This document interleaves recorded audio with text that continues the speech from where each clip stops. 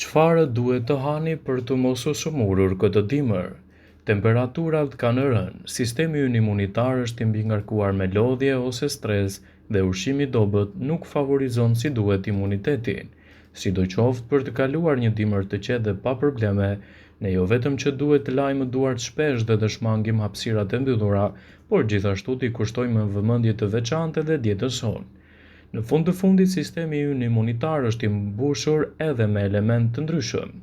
Një dietë e plotë dhe ekuilibruar është baza për një shëndet të mirë dhe një sistem imunitar më të fortë. E pasur me polifenole, flavonoide dhe tanina dhe aktivitet antioksidues, ofron acid folik, kalium dhe vitaminën E dhe B6.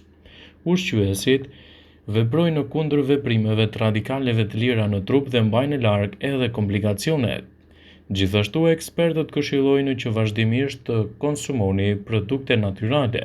Në dietën tuaj për një imunitet të fortë, shtoni lëngun e panxharit, frutat agrume, gjithashtu edhe ushqimet me beta-karoten dhe vitaminën D.